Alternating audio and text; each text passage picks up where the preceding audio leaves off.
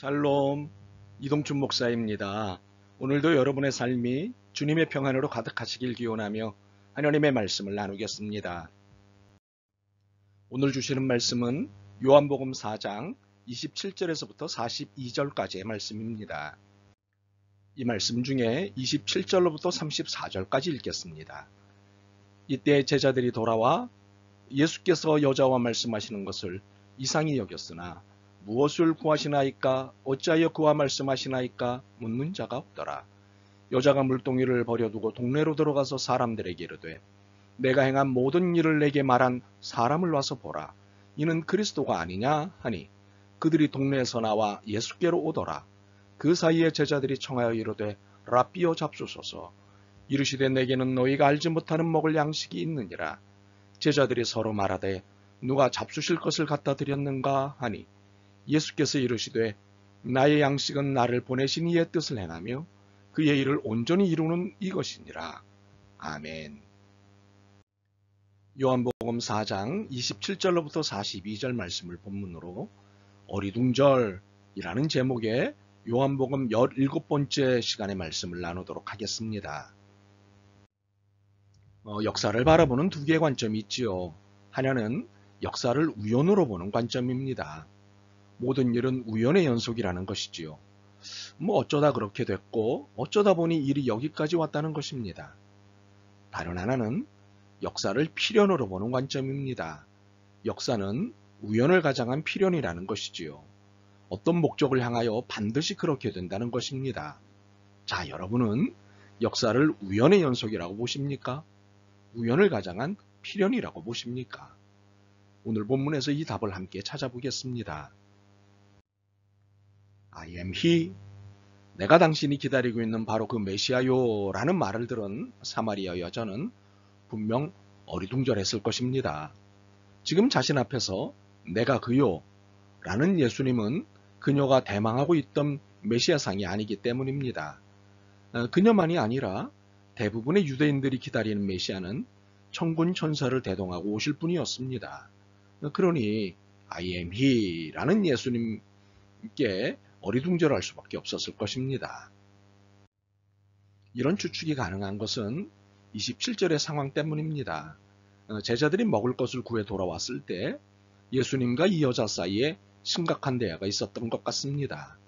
이때 제자들이 돌아와서 예수께서 여자와 말씀하시는 것을 이상하게 여겼으나 무엇을 구하시나이까 어찌하여 그와 말씀하시나이까 묻는 자가 없더라. 이처럼 예수님과 심각한 대화 끝에 그녀가 내린 결론이 28절과 29절입니다. 여자가 물동이를 버려두고 동네로 들어가서 사람들에게 이르되 내가 행한 모든 일을 내게 말한 사람을 와서 보라. 이는 그리스도가 아니냐 하니 그녀가 내린 결론은 He is he. He is 메시아였습니다. 그녀가 이렇게 결론을 내린 결정적인 이유는 무엇이었을까요? 그녀가 행한 모든 것을 알고 계시다는 사실 때문이었습니다.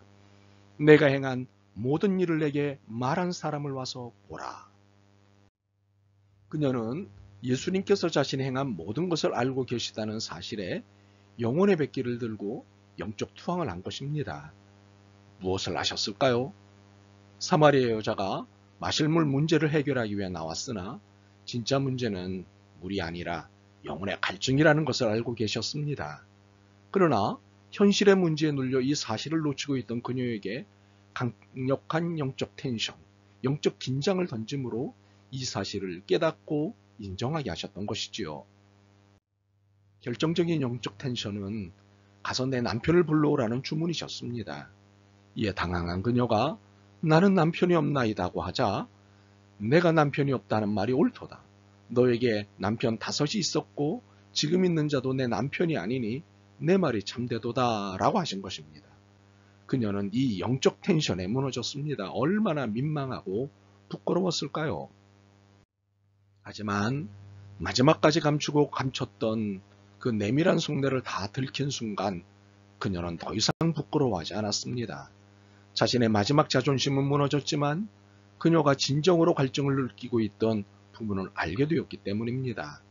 그녀가 진작부터 갈증을 느끼고 있던 것은 예배 그리고 예배드릴 수 있는 삶이었습니다. 그리고 그녀가 간절히 기다린 것은 메시아였습니다. 그렇지만 그녀의 이러한 갈증을 드러나게 하신 분은 예수님이셨습니다. 그렇게 그녀는 당황했고 어리둥절했습니다. 그러나 그녀만 어리둥절했던 것은 아니었습니다. 제자들도 어리둥절했고 사마리아 동네 사람들도 어리둥절했습니다.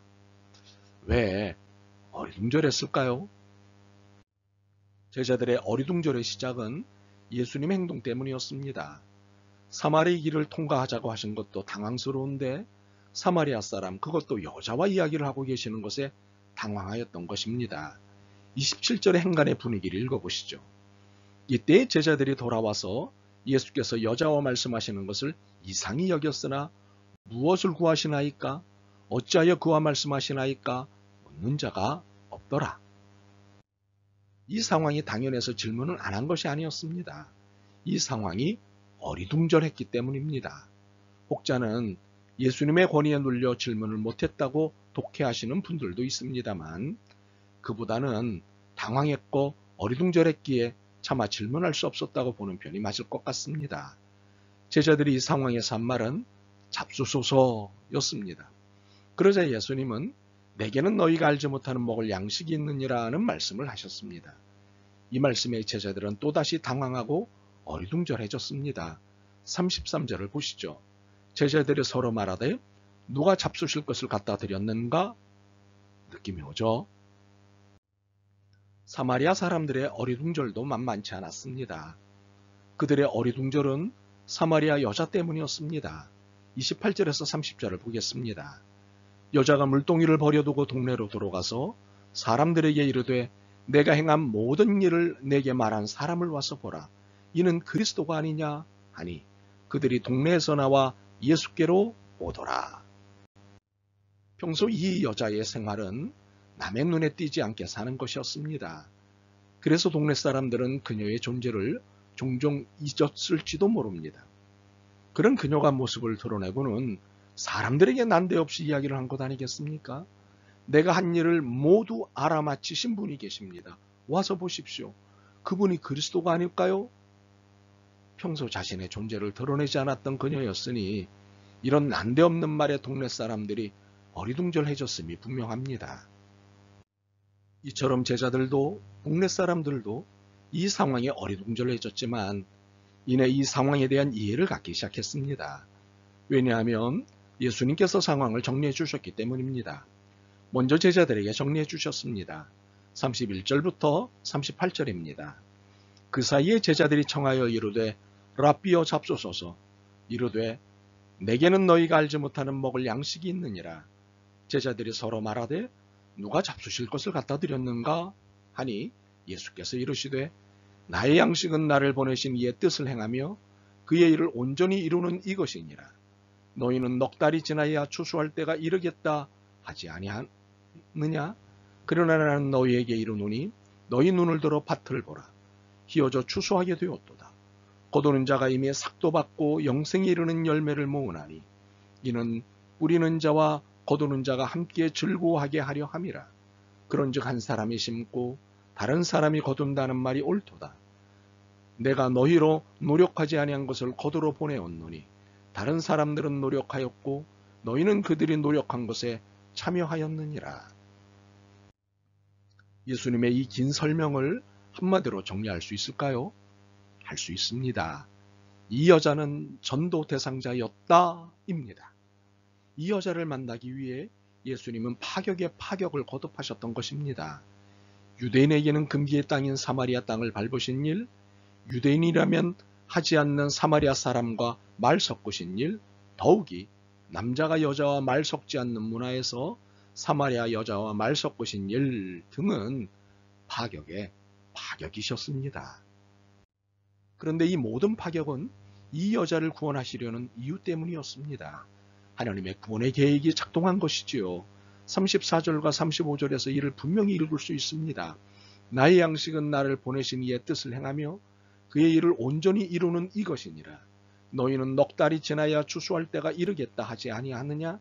그러나 나는 너희에게 이르노니 너희는 눈을 들어 밭을 보라. 희어져 추수하게 되었도다. 예수님께서 이 땅에 오신 목적이 하나님의 심부름을 하러 오셨다고 했습니다. 그리고 추수할 때가 됐다고 하셨습니다. 이 모든 것이 무슨 뜻입니까? 이 여자를 전도, 이 여자를 구원하러 오셨다는 것 아니겠습니까? 우연히 오신 것이 아니라는 것입니다. 분명한 목적을 갖고 오셨다는 것이지요.